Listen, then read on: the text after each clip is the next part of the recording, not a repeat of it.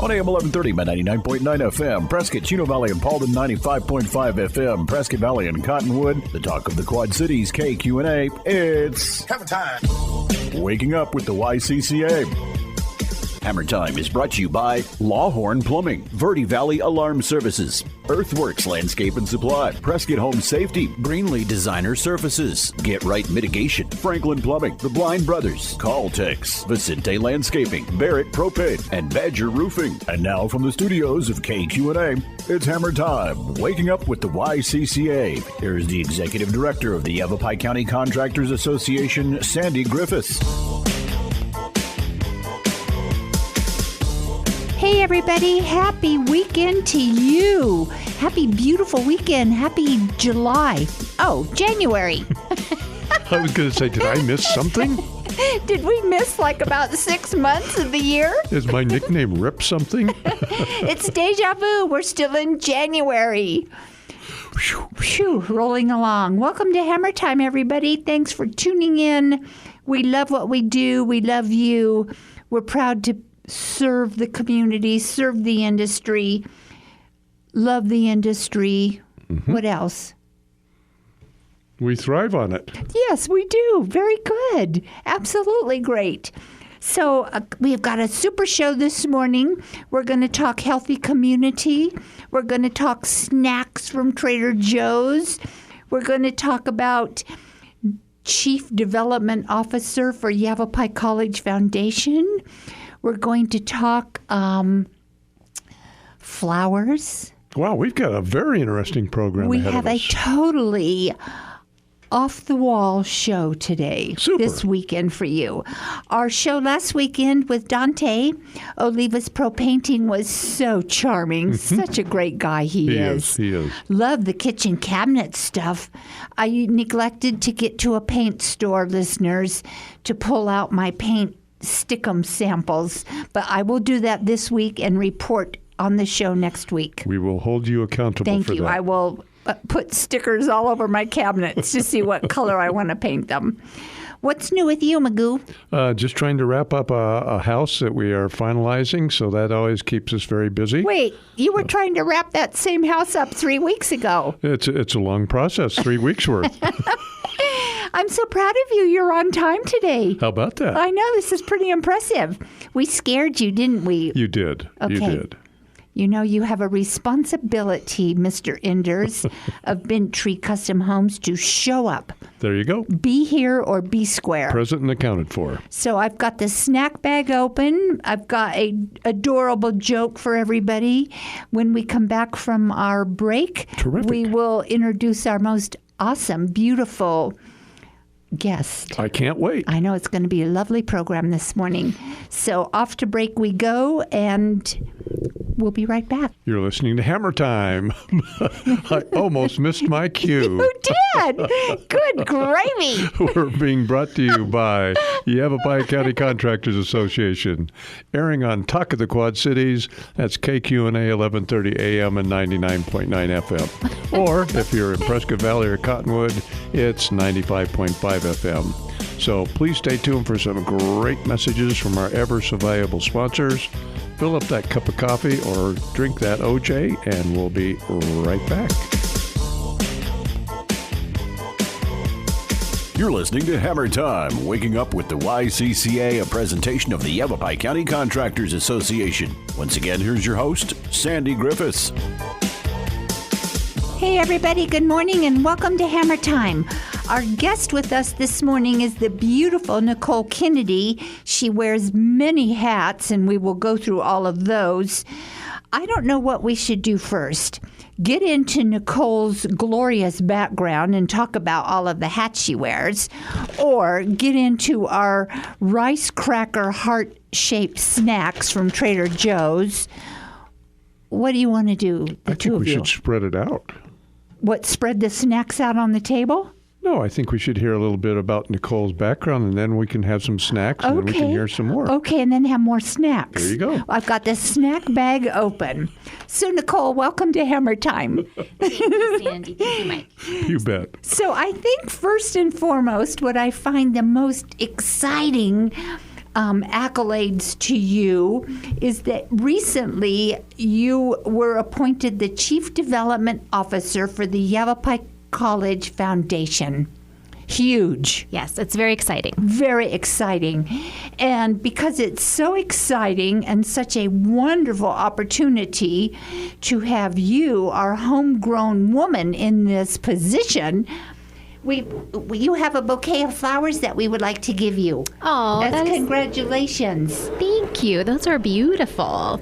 So thoughtful. Our listeners can't see them on air, but we'll take a picture of them. They are very nice. So congratulations on your exciting new appointment at the Yavapai College Foundation.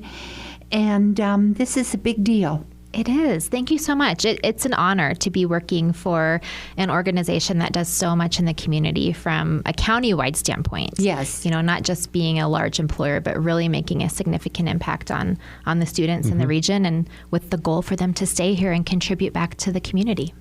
So I know that the foundation, they did an extensive national search. And look, Mike, she was right here in our own backyard. Sometimes it works out that way, and what a blessing that is. So you're a Yavapai College alumnus. Yes, but please don't ask me how many years ago. Okay, well, will not. Never. And previously, you were the Vice President of Development for the Boys and Girls Club. When I left the Boys and Girls Club, I was the CEO. Perfect. Yes. And now you are on the Mayor's, City of Prescott Mayor's appointed Workforce Housing Committee as Vice Chair. Yes, ma'am. I was just looking at the floor, not to look at her shoes, but to see what was under it, and there is no grass growing under her feet. Very good, Mike. Yes, absolutely. Nicole has served in many, many professional roles in our community, and we cannot be happier or luckier to have you living among us, my friend. Well, thank you, Sandy. I think you know firsthand what it means to be so involved in community. So that means a lot. So it's what I like to call one of our homegrown gems. Yes, absolutely. She certainly is. So how about, what does Chief Development Officer do for the foundation? Yes, so the foundation is really that funding arm of the college where we connect the significant funding gaps when it comes to the college, the needs of the students, to the community. There's a lot of philanthropy that's involved in really making sure that we are serving our students to the best that we can. So a lot of that translates to scholarships. That's a significant area of focus for us. So those are some of the foundation objectives. How do you connect educational-wise through the foundation for the students? Do you put in new classes? Are you involved with tuition, or just primarily scholarships for our students? How about housing? Yes, that's a great question. Oh my gosh, that's a great question. There is a lot that we're unpacking right now. I can tell you we're really looking at the future. We just did some pre-feasibility meetings, if you will, thinking about the vision of the college and what the needs are 10 to 20 years out. And so there's a lot of exciting things to come. And I would say my biggest takeaway from those meetings is that there is a great alignment in the college leadership to really want to support the students in all areas that they need, because you really can't do well in school if you can't if you're thinking about, your food needs or your housing needs. And we've found that a significant number of our students are housing or food insecure. Oh my gosh. Is that because, are they local students who were born and raised here, or are they students coming from other states that have developed these insecurities? I think it's the nature of the community college being, it is an affordable means of earning an education, right? And our average student is not 18 years old. They're actually already in the workforce. Right. They're usually in their 30s. So it's just that dynamic of really trying to get to that next step in life of success, and being that bridge. The college is such a bridge for them to get there. So it just comes with those kinds of needs, right? It's the nature of the demographic that we're serving. Do you and other members of the foundation reach out and communicate with the students, or are you making these visionary concepts from leadership?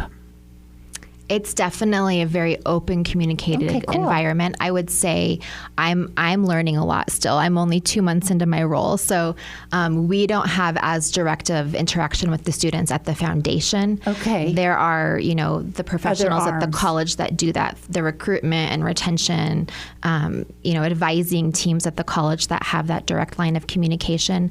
But we certainly do get to hear back about the impact. The students will write thank you letters about how much it means when you're investing in the life of a student and how it changes their life. Is enrollment up or down? Enrollment is up. Oh, good. Yes. That's wonderful. The fact that when you were talking about housing needs, and my first thought is, well, that would really not pertain to local students. That would pertain to those coming in from out of state, until you said that the average age is in their 30s. Right. So that puts a whole different spin on it. That surprises me. Yes, me too. I'm learning so much there. I shared with Mike a couple weeks ago. Didn't I tell you about this super cool coffee? Yes, you did. Yes, Yep. Upstairs, Nicole. Let's talk about the coffee outlet that the college has. Yes, I love it. It's such a hidden gem, I feel. I know it is a hidden gem. Sandy and I had a nice little quiet meeting upstairs at the Performing Arts Center, and they do have a coffee shop that you almost have to yourself right now. I know. Yeah, it's pretty quiet at this point, but I would encourage you, if you're looking for a coffee meeting during the day, to come up there. It's a really affordable cup of coffee, and it helps the college. And so they have some tables set up to where... Oh, yes. Great. Comfy tables, chairs, extremely affordable coffee. And it was really great coffee. Yeah. And we had a nice meeting. In fact, we were reviewing the City of Prescott affordable housing. What do we call it? Synopsis? Oh, yes, the proposed policy language. Yes. And needless to say, we reviewed it from start to finish. So, is it time for a snack? I think we could probably skate some right in here right before we go to break, because we're getting very close to it. Okay. So, do you want a snack now? Well, we can do that during the break, and then we can report back as to how we... Yes, but then they wouldn't be able to hear us munch and crunch. That's probably always... a positive. It's very positive. Okay, so have a snack. These are sugared rice cracker hearts. Red and white hearts. Trader Joe's has the best Joe's snacks that just hit the shelves. Engineer, do you want a Trader Joe's snack? Okay, so let's crunch. Okay, go. Oh my gosh. They do crunch. It's kind of like having cereal without the milk. Oh, perfect. Good description. Good Okay, description. does the red one taste different than the white one? Mm-hmm. Oh no. I hope this does not have red dye. Remember that hit the news. Red dye is being... So a woman whose favorite color is red, who has red in her life, who's been eating red dye for all these years. Why am I worried about it now? I think you can make it through this bag. I'll have a red heart. Don't they? They do taste a little bit different. I think the red is like a fruit flavor, like strawberry. Okay. So, they are like you're right, Nicole. It's a cereal without milk. Engineer, have you snacked yet? Come on, get with us. Nom, nom, nom, nom, nom. I wonder what they would be like with milk. They have no saturated fat, no trans fat, no cholesterol, no dietary fiber, a little bit of sugar, and one serving size is 3/4 of a cup. That's a lot. They would make a beautiful Rice Krispie treat, don't you think? Oh, yes. Okay, I'll experiment. How many ounces? So 3/4 of a cup. There's 6 servings. Oh, okay. That's what I was just trying to figure out. Yes. 6 servings per bag. So that's 28 grams. Are you okay with that? I don't know. I'll have to think about that during break, but it's time to take a break. Okay, take us to break, and Nicole and I will continue to crunch. It would be my pleasure. I hope you're enjoying this while we munch our way through this program. You're listening to Hammer Time. We've got a great schedule of events to talk about today. So grab your own munchies, sit back and relax, and we'll be right back. You're listening to Hammer Time, waking up with the YCCA, a presentation of the Yavapai County Contractors Association. Once again, here's your host, Sandy Griffis. We are back on air. We've snacked. Nicole has her beautiful flower arrangement for her newly appointed position as Chief Development Officer for Yavapai College Foundation. The only thing missing right now is my joke. Okay, lay it on us. Okay, you two, see if you can get this. Come on, engineer, pay attention. What do you get if you cross an angry sheep and an angry cow? I can see your little eyes. Are there animal sounds involved? Possibly. Okay. An angry sheep and an angry cow. You get two animals in a bad mood. You were right on. There are some sounds involved. That's that good. Not I like funny? that. And I must applaud you on your delivery of the Was it punchline. okay? That was very good. I got my sound down, my animal sounds. Good. Okay, back to seriousness with Nicole Kennedy, Workforce Housing Vice Chair for the City of Prescott. This is a big deal that the mayor put together, Nicole, and I've been attending your meetings as public. I'm so proud of all 7 of you appointed members. Thank you. And I'm so grateful that we have people like you who are just actively tuned in and paying attention to what's going on. You know, we have to do that if we want to make change. Mm-hmm. Agreed. So the mayor appointed 7 members. 4 of you have longer terms than the other 3. And you are all from different avenues of the community and different industry channels. So he and the selection committee did a great job. I agree.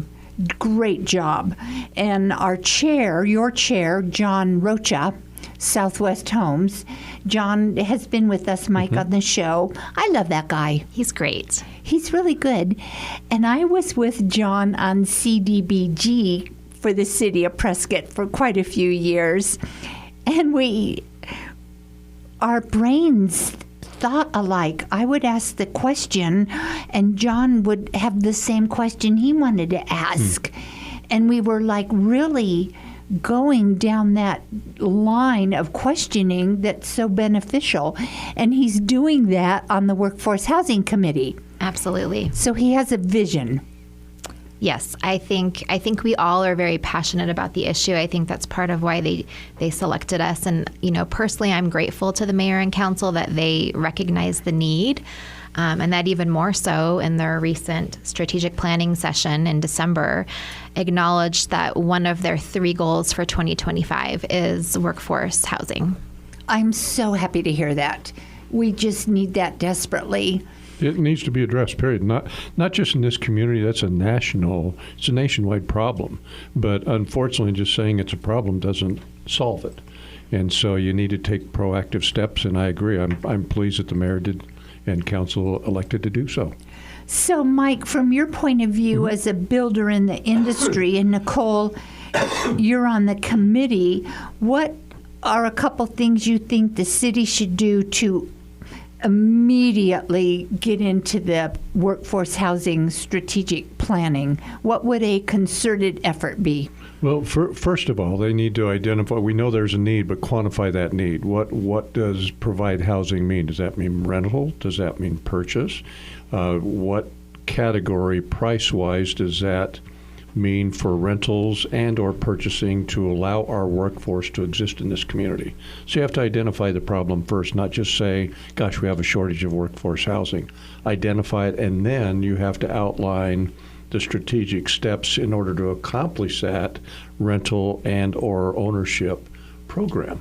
And then based on that analysis, then you need to reach out and say, okay, how can we all participate? Community, governmental, private practice, private industry. How can we all chip in and participate to achieve that goal? It can't be just a governmental exercise. It can't be laid just on the backs of the private industry. It's got to be a community effort, in my opinion. Very well stated. Thank you. So I know, Nicole, you've been very involved with the income level for workforce housing. So I think that could answer some of Mike's questions and statements. Where do you start, and what type of housing do we need to build for affordability? Yes. So share that for our listeners. Agreed. Good points, Mike. And as far as determining the what we need to build, I think it's widely agreed that we need multiple types of housing, right? But specifically, if you look at the data around permitting for multifamily, it's much lower, year over year with the city data than it has been for single family. And the trend has been, to spread. People want those, larger lots in Prescott. They want to be out and about. You know this firsthand, Mike. In terms of addressing the specific demographic that we're targeting, we are looking at essentially our shrinking middle class. So these are the people that are earning between 60 and 120% of our area median income. They don't qualify for subsidized housing, yet they work here and they can't afford to really live here. So we're trying to meet that gap in the middle. And what that translates to from a dollar perspective, if you're wondering, if you're a family of four, of course this changes every year, but it's roughly $50,000 to $100,000 as your annual household income. If you're a single person, it's about $35,000 to $70,000 per year. Those are the people that, the average rent, the average mortgage is not something that they can reasonably attain. So the rules say no more than 25%, right, of an annual income for housing? I think HUD defines it as 30%, but that includes utilities. Okay. So on a $70,000 annual income, 30%. $21,000. Can we build a house with a mortgage of $21,000 nowadays, do you think? Very difficult, but, yes. But again, that's where even the lending side needs to come in to participate to see what programs can be developed to accommodate those levels. And I know that we've got rentals and apartments, they're $21,000, $22,000, $23,000, $24,000 out there. They're not, in my vision, they're not coming down at all. Yeah, because from a rental standpoint, from an income standpoint, at $21,000, that's less than $2,000 a month. So just taking that information, reaching out to the rental community, that doesn't buy a whole lot. You're right. It doesn't. You're right. So I did some math recently on this topic, and I think one way of looking at it is, what is the affordability gap? If you're crunching numbers and you look at what the median income was back in the year 2000 and compared that to the median home price during that same year, the gap in affordability was about $30,000. So not very significant when you're amortizing that in a mortgage, right? It's pretty attainable still. Now, in this current... 10 times. Oh, my God. Really? Yes. Our affordability gap is over $370,000. That's huge. How do we ever close the gap? We need a lot of solutions. We will think of some while we go off for break. Listeners, Nicole, Mike, and me and the engineer will be right back. You're listening to Hammer Time, waking up with the YCCA, a presentation of the Yavapai County Contractors Association. Once again, here's your host, Sandy Griffis. Listeners, our snack bag is almost empty. Our breakfast cereal without milk. But look at the smiles on all the faces here. I know, so happy. We've had a very well-rounded breakfast this morning. Rice crackers, heart snacks from my very favorite show, place, store, Trader Joe's. Okay, Ms. Nicole Kennedy, Vice Chair of the City of Prescott Workforce Housing Committee. We had a very robust conversation while we were off air. Might continue that with Nicole. We talked about our housing gap. 20 X amount of years ago, it was 3 times. Now you said 10 times, $300,000? Yeah, it's over $370,000 is the affordability gap. Yeah, that is just a huge gap. I mean, where do we start? Oh, boy. On the surface, I mean, one of the first things that comes to my mind is Nicole mentioned earlier about the desire is to have larger lots. That's what people would like and what they want. But in workforce housing, we're talking about needs, which is strictly shelter housing. So it's not a matter of, gosh, how can we do these on large lots and or take these high density projects and move them way out in the county.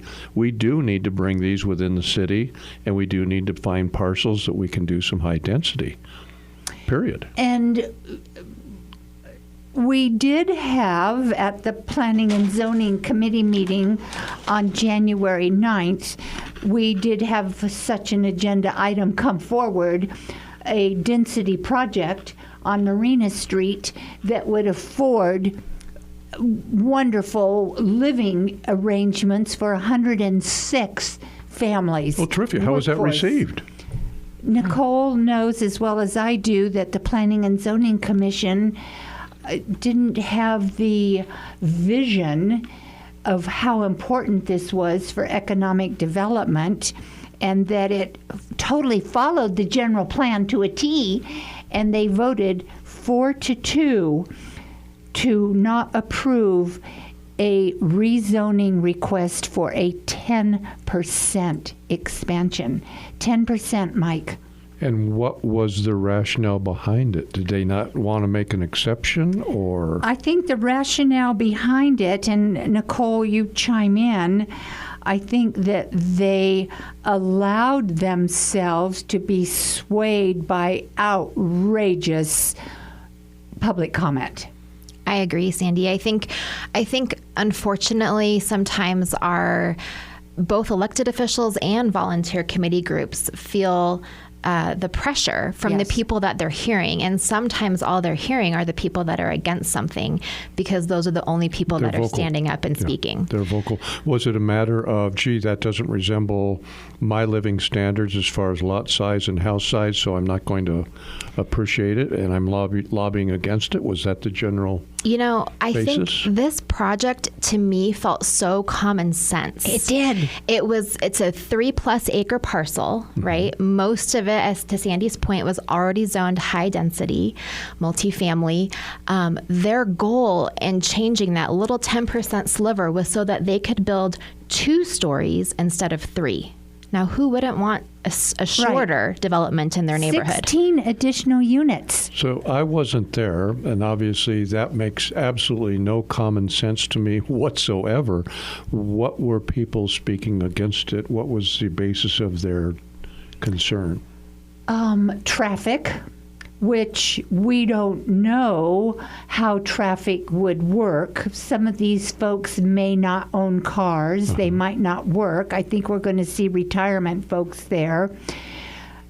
There was already traffic taking place at that location prior to Yavapai County Development Services moving out. Talk about traffic and parking when it was a commercial industry. Crazy. Yeah, going from commercial to residential and being concerned, that just doesn't block hold water, my in my views, but it really wouldn't block any views because the apartment height is the same height as what a single family home would be. So there's no view blocking. Well, and again, what you just said, to reiterate, going from 3 stories down to 2. Not throughout the whole project, but there was no view blocking. Gotcha. The other one that just totally blew me away, Nicole, from a public comment, a speaker totally against the project worked from home, and the building noise and disruption would cause her to have to leave her home-based business and go elsewhere for work. Now, she's not contributing to the economy and our development, but she didn't want that to happen. And that, unfortunately, is a common concern with any building. Noise. As noise. But that, I always go back and say, gosh, when they built your home, Right. your neighbors at the time had to put up with that noise. So why is it not responsible for you to provide that same type of acceptance? It was a travesty. Would Great you question. agree? Wow. I'm so disappointed. I know, terribly disappointed. So how do they bring that back? I'm not quite sure, but we are looking into that. I would hope someone out there listening who may have some ideas might give you a call, Cindy. And you know, this is a long time, third or fourth generation family developer that lives right here, wanting to make Prescott better and move it forward. And it is shameful. What a shame. Absolutely. So back to the mayor's workforce housing. Where are you, Nicole, and what do you think are some of the positive steps that are coming out of these monthly 2-hour meetings? Yes. You know, it does feel a little slower when you're working in government. So it's a first for me to experience that, but I do appreciate that so much more happens in between the meetings because of our amazing city staff. So I want to throw them some kudos. They wrote a grant that was approved that is going to help fund some of those immediate needs. And one of those is to do a housing study. We're partnering with the town of Prescott Valley. Also, they've got some funds to utilize for that, which actually helps make that a little bit more affordable for us. And so that's going to be one of the first things that is being tackled this year. But one of the more important things of all of our goals that we've come up with to date, I think 60% of which have been completed, is that we're now getting ready to do the work to look at potential policy language so that we can make some recommendations to council this spring.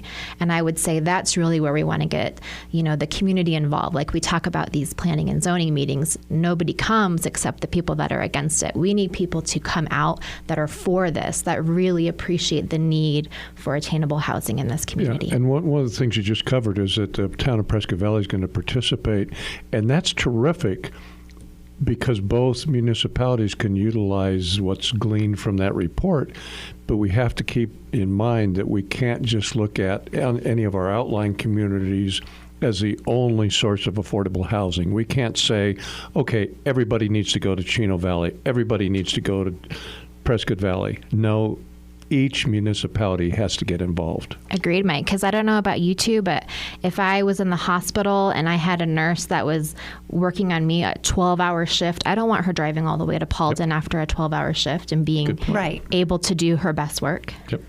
And we need housing for the entire workforce, from our industry partners, our serving staff, our waitresses, bankers. People who work down at the city. Yes, the city workers, our all police, workforce. Entire workforce. And we have industry folks that are living in their cars That's here just today. not acceptable. Living in their cars and going to work and building our buildings. That's heartbreaking. It is heartbreaking. Listeners, we have to take a break. When we come back, we will continue our great conversation with Ms. Nicole Kennedy, Vice Chair of the City of Prescott Workforce Housing Committee, and I like Chief Development Officer, Yavapai College Foundation. We'll be right back. There are lots of things in life to be worried about. As a career firefighter, I can't express enough how much a small bit of preparation could have saved lives and property. Small steps such as cleaning your dryer vent, sweeping your chimney, replacing your expired smoke and carbon monoxide alarms every 10 years, and maintaining your gas fireplace. These are the kinds of practical services we offer to take the worry out of whether your home and family are safe today, and more importantly, tomorrow. Call Jeff at Prescott Home Safety today and let us worry about the little things. 928-771-6034.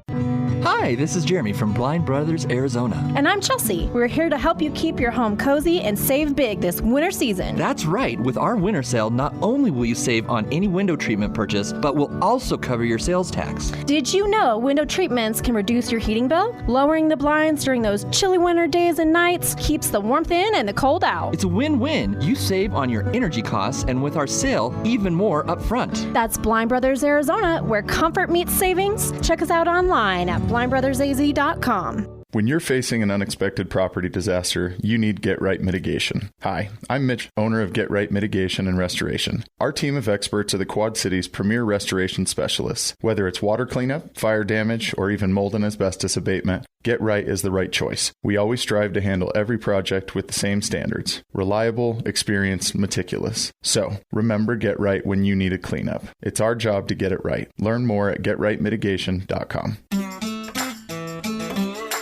Hey, this is Cassandra. My husband Skip and I are proud owners of Lawhorn Plumbing, your local residential and commercial Quad Cities plumbing company. At Lawhorn Plumbing, we specialize in emergency service calls like water leaks and clogged drains to service upgrades. We have over a decade of experience with water, waste, and gas lines. We remain dedicated to our community, sponsoring local events, and offer discounted services to our local veterans. We hope you don't need us, but when you do, we'll be there. Call Lawhorn Plumbing at 928-529-7778 or visit us on Facebook or Google, Lawhorn Plumbing. You're listening to Hammer Time, waking up with the YCCA, a presentation of the Yavapai County Contractors Association. Once again, here's your host, Sandy Griffis. We are back on air, and this show certainly has traveled fast through the airwaves this morning, you two. It's opening my eyes because I wasn't involved in the meetings that you were at, but I think I will be in the future. You know what? That's awesome. We need that. Well, I think on any public hearing, you need to have, hopefully, a diverse group that represents both sides of the question. Perfect. So, Nicole, this is your show and your hour and our last segment. What would you like to channel through the airwaves to our listeners? Yes, well, I would like to invite everybody to come out and visit us at the City Hall, the new City Hall building, on January 30th. That's a Thursday evening at 5:30. We are going to be doing a workforce housing forum to really share with the community what we've been working on to date and to really start engaging with our neighbors to hear from you and be able to answer questions. So that's at 5:30 in council chambers, but we also have a link to be able to Zoom in. So if you go to the Participate Prescott website, you guys probably talk about that one, right? On the air sometimes. Yes. We now have a page that's dedicated to workforce housing. So Participate Prescott, is it .com? I don't know, but I'm going to... Let me look. She's working on her phone as we speak. Yes, Participate Prescott, surely it would be .com. I think so. It is. It is. Yes, here it is. Participate Prescott. So if you go there, you will see we're at the very top, which I'm so grateful for visibility. So just click on workforce housing. You'll see a little bit about what we've been doing. There's a small survey on there if you want to participate in that. And then if you scroll all the way down to the bottom, you will see the link to be able to RSVP for the meeting. We also have a digital option to attend. And that is great because if you're working and you can't be there in person, or maybe you're at soccer practice with your kids, you can still hop on your phone and be part of the conversation.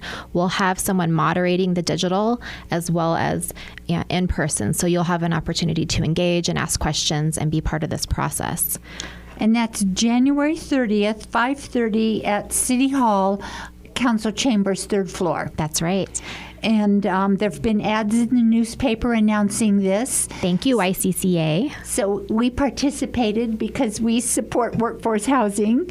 And it was our privilege and honor, Nicole, to help share the word and spread it. Thank you. And I just hope that listeners, you need to be involved with workforce housing. We'd love to hear from you. Show up. You know, some people, we were talking off air at the very beginning, that some people don't think that it's a big issue because it doesn't affect them. But eventually it will affect them. And as Nicole pointed out, even such a thing as going into a restaurant and seeing 30 tables, 20 of which are vacant, and you still have to wait an hour for a table because there's not enough workforce to service that particular restaurant. So eventually it does affect all of us, so you do need to get involved. Okay, so that leads me to a question. How do we create and make a healthy community? By providing for all. Where does it start? How do we do aspects. that? You know, I think conversation is a big one. It's being able to, no matter what your opinion is on growth or not growth, I think being able to come together over a united vision that a healthy community matters. And healthy meaning that the residents of the community are able to live in a healthy state, meaning that they're not worried about where their next meal is coming from, and they're not worried about making their mortgage or their rent payments. Mm-hmm. And the price of groceries and what's happening, the price of going out to order food or take home, or the price of gas. Yeah. I mean... But I hearken back to, while it might not affect you personally, economically, if the people in the services industry cannot afford to be here, they're not going to be there to service you. And so when you go to the grocery store, when you go to the takeout, or when you go to the restaurant, or wherever you go, the gym, if there aren't people there to staff it, guess what? It's affected you. You betcha. So, Nicole, is your office at Yavapai College Foundation open to the public? I mean, how, if somebody had some ideas or wanted to connect with you, how would they do that? Oh, that's a great question. Yes, it is open to the public. Our offices have been under construction, so I know what it's like dealing with noise in your office environment. I can relate.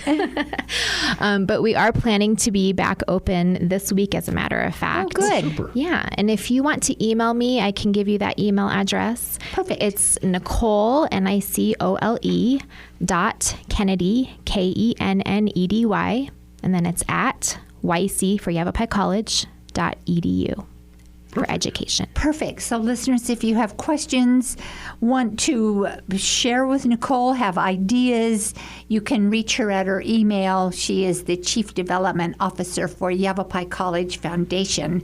And workforce housing, what if somebody wanted to reach you through that or share something? What would they do, and how could they reach you? Also a great question. You can email me, that's fine, but you can also go to that participateprescott.com webpage, where there's some information on there to email the city staff, and they can help address questions or route it appropriately to us committee members. Super. Now, there's 7 committee members. John Rocha is the vice chair, is the chair. You're the vice chair. Mike Fan has been totally instrumental on that committee. You know, thank you, Mr. Mayor Phil, for appointing him. We have a banker on the committee. We have our builder. Randy Goodman. And then we have our other builder, our realtor, Luther Kraxberger. I love Luther so much. We have a volunteer fire guy and a mortgage banker person. Arnold Urias. Yes. Anthony Teeters. Yes, is the banker. So it's a very diverse group. Yes, we did name everybody. We got them all.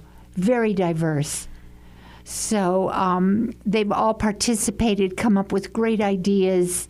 It's pretty amazing. Yeah, we have a great group, and we just encourage you again to come out. Yes, the meetings are the first Wednesday of every month, 10 to 12. That's right, 10 a.m. in council chambers. And welcome. I mean, I sit in the back row with Penny Perella. We call ourselves the Back Row Girls. You're dedicated, and we appreciate you being there. So we like going and listening. And if I have a question, it's like, oh my gosh, I text Nicole. I said, could you ask this question? Did I just give away our trade secret? Shh, don't tell everybody. Nicole, please ask this question. That I will have to say, knowing Sandy for all these years, that is a first. Usually she's not bashful about standing up and asking questions. Because you have to be careful for public comment. And they really adhere to those rules. So, Nicole, please ask this question. Okay, listeners, we have to take a quick break. We'll be right back to wrap up our show. You're listening to Hammer Time, waking up with the YCCA, a presentation of the Yavapai County Contractors Association. Once again, here's your host, Sandy Griffis. What a terrific show this morning, Nicole. Thank you for sharing your wisdom and your vision with our listeners. It was a pleasure having you with Mike and me. Thank you, Sandy. You are an amazing woman. We're happy to have you in the community, and just keep making change. That's all we can do is keep making change every day. Listeners, if you need YCCA, I'm at 778-0040. Call anytime. We're here to help you. Nicole, share our January 30th Workforce Housing Committee meeting one more time. Yes, please come join us on Thursday, January 30th. We'll be both virtually and in person at City Hall, 5:30 p.m. Go to participateprescott.com to RSVP. Yes, we hope to see you there. I'll be in the back row just watching and listening. With some good snacks, right? Yes. Oh, yes. I'll bring snacks. So, listeners, enjoy. You know, life is good. Just keep making change. Let's try to be polite, kind, say please and thank you. There's a lot to be positive for. There is so much to be positive for, you know. All is good. Gasoline prices are great. You know, we have a wonderful life. We live in a wonderful community, and we have to keep doing what we can do to make it healthy, enjoyable, safe, and a lovely place to live. So, Nicole, a true pleasure having you with us. You are a gem to this community, my friend, a real gem. So enjoy your week. Enjoy being the Chief Development Officer. I love that title. And our home show is April 25th, 26th, 27th. We'll see you there. Until next weekend, I'm Sandy. I'm Mike. Thank you, Sandy and Mike. You're the best. You're the best. Have a lovely weekend. Bye. Hammer Time. Thank you for tuning in to Hammer Time. Waking up with the YCCA, a presentation of the Yavapai County Contractors Association. Heard each and every Saturday morning at 7, with an encore presentation Sunday mornings at 7 on AM 1130 by 99.9 FM in Prescott, 95.5 FM, Prescott Valley and Cottonwood, and online at kqna.com. A library of past Hammer Time shows can be listened to on the Yavapai County Contractors website at ycca.org. Break it down!